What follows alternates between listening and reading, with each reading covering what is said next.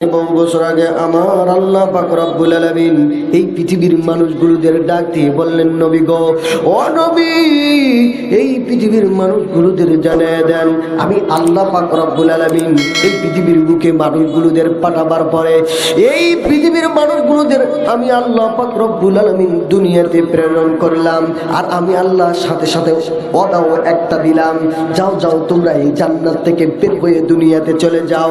আমি আল্লাহ তোমাদের ওয়াদা দিলাম, তোমাদের এই দুনিয়াতে যাওয়ার পর আবার এই জান্নাতে আসার আমি রাস্তা দেখাবো। জোরে জোরে বলুন সুবহানাল্লাহ।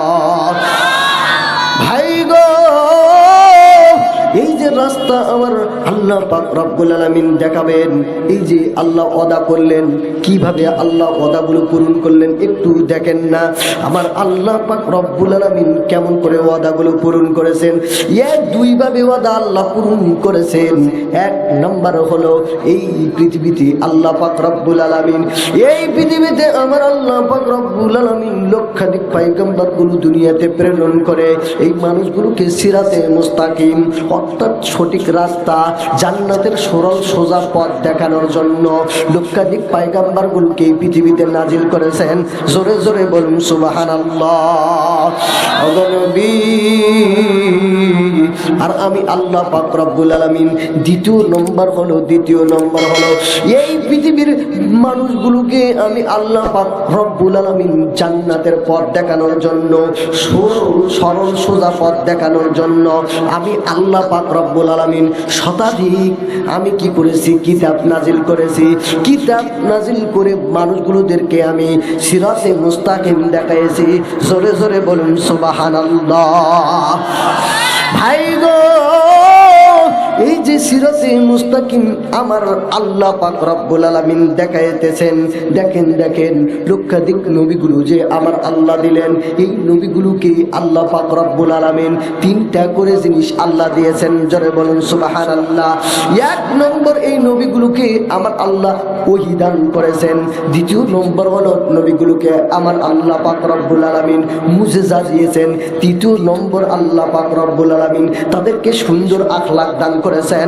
জোরে জোরে বলুন সুবহানাল্লাহ। এই যে নবীদের মুজিজা আমার আল্লাহ পাক রব্বুল আলামিন দান করেছেন, এই মুজিজাগুলো সময় সাপেক্ষে যখন যেটা দরকার তখন সেইটা দিয়ে নবীদের মুজিজা দিয়েছেন। জোরে বলুন সুবহানাল্লাহ। দেখেন দেখেন দেখেন দেখেন হযরতে দাউদ নবীকে আল্লাহ পৃথিবীতে নাজিল করলেন। দাউদ নবীকে আল্লাহ পৃথিবীতে নাজিল করলেন এমন একটা সময়, যেই সময়ের মানুষগুলো, দুনিয়ার মানুষগুলো কি করতেন, দুনিয়ার মানুষগুলো এই যে লোহাগুলো আগুন দিয়ে দিয়ে কি করতেন, উত্তপ্ত করতেন। বন্ধু, উত্তপ্ত করে এই আগুনগুলো দিয়ে উত্তপ্ত করে আগুন দিয়ে লোহাগুলো যখন গরম হইতো, এই লোহাগুলো দিয়ে অনেক কি করতেন, দা কুড়াল বানাইতো। জোরে বলুন সুবহানাল্লাহ। এই সময় দাউদ নবীকে আল্লাহ প্রেরণ করেছে। এই দাউদ নবীকে আল্লাহ প্রেরণ করেছেন। দাউদ নবীকে আল্লাহ এমন একটা মুজিজা দান করেছেন, এই লোহাগুলো হাতের মুঠে নিয়ে যদি একটা চাপ দিতেন, চাপ দেওয়ার সঙ্গে সঙ্গে মমের মতো লোহাগুলো গলে গলে টপ টপ করে পানিতে পড়তেন। জোরে বলুন সুবহানাল্লাহ। টপ টপ করে পানির মতো পড়তেন। এরকম একটা মুজিজা আল্লাহ দিয়েছে। সুবহানাল্লাহ। না না না, একটু জোরে বলেন না সুবহানাল্লাহ। ভাই গো, দেখেন দেখেন আমার আল্লাহ পাক রব্বুল আলামিন এইভাবে করে আমার আল্লাহ মুজিজা দিয়েছেন নবীগুলোকে। দেখেন না হযরতে ঈসা নবীকে আল্লাহ মুজিজা দান করলেন। ওই সময় ডাক্তারি বেশি চলতো, নবীগুলোকে আল্লাহ পাক রব্বুল আলামিন নবীকে এমন একটা মুজিজা দান করেছেন, এমন একটা মুজিজা আল্লাহ দান করেছেন, যেই মুজিজাটা দেখেন না অন্ধ ব্যক্তি যদি থাকতো, জন্ম অন্ধ ব্যক্তি, এই ব্যক্তিকে একটু হাত বলাইতেন চোখে, হাত বলানোর সঙ্গে সঙ্গে এই অন্ধ ব্যক্তিটির চক্ষুমান হয়ে যেত। জোরে বলুন সুবহানাল্লাহ। ভাই গো, শুধু তাই নয় আমার আল্লাহ পাক রব্বুল আলামিন এমন একটা পাওয়ার আল্লাহ হযরতে ঈসা নবীকে দিয়েছিলেন। এই যে টাক মাথা থাকে না, থাকে কি থাকে না, টাক, হ্যাঁ লজ্জায় মানুষ মাথাটা দেখাতে পারে না। বন্ধুরে, এই লোকগুলো কি করে টাক মাথার জন্য বিভিন্ন ডাক্তার দেখায়, দেখায় কি দেখায় না। এই মানুষগুলো মাথাটা ঢেকে রাখার জন্য অনেকেই ক্যাপ ব্যবহার করে, করে কি করে না। মুসলমান ইমানদার এই মানুষগুলো যদি ঈসা আলাইহিস সালামের কাছে যাইতো, একটু হাত বোলানোর সঙ্গে সঙ্গে তার চুল গজায় যেত। জোরে বলুন সুবহানাল্লাহ। আমার আল্লাহ পাক রব্বুল আলামিন তদরূপ ভাবে মুসা নবীকে আল্লাহ মুজিজা দিয়েছিলেন একটা লাঠি।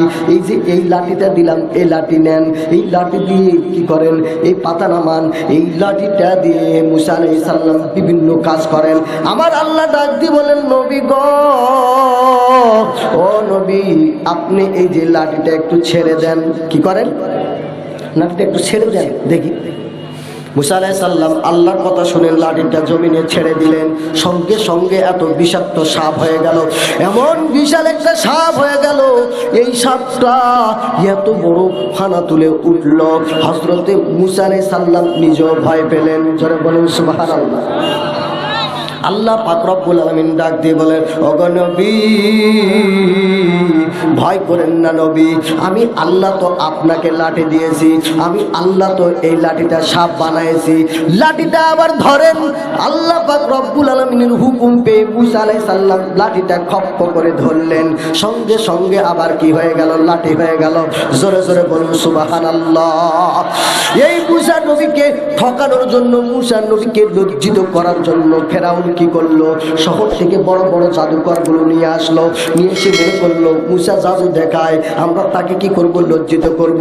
মুসাকে যারা ঠকাতে পারবে, মুসাকে যারা বেইজ্জতি করতে পারবে, তার কি জাদুকে যারা কি করতে পারবে, তার জাদুকে যারা ছোট করে দিতে পারবে, আমি তাকে পুরস্কৃত করব। ওরে বন্ধু, এইভাবে করে মুসা আলাইহিস সালামের জন্য নিয়ে চলে আসছে, এক জায়গাতে জমায়েত করেছে। করার পরে দেখেন দেখেন দেখেন দেখেন জাদুকরগুলো, বড় বড় জাদুকরগুলো সাপ ছেড়ে দিয়েছে। এইদিকে কেউ কেউ আবার বাঘও ছেড়ে দিয়েছে, কেউ আবার সিংহ ছেড়ে দিয়েছে।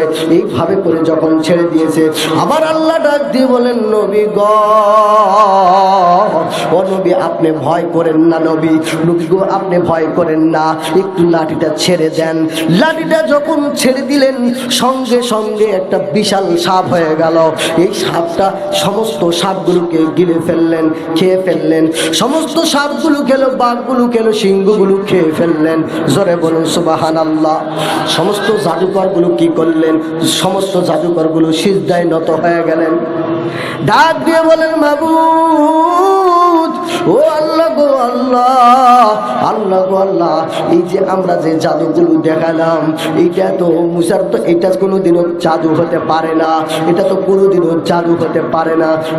জাদুকে কেমন করে খেয়ে ফেলে, এটা তো কোনোদিনও জাদু হতে পারে না, এটা কোনো জাদুর বাপ না, জাদুর দাদা। সুবহানাল্লাহ। আরো জোরে বলুন সুবহানাল্লাহ। কেমন লাঠি আর কেমন সাপ, সব খেয়ে ফেলে। সুবহানাল্লাহ বলেন।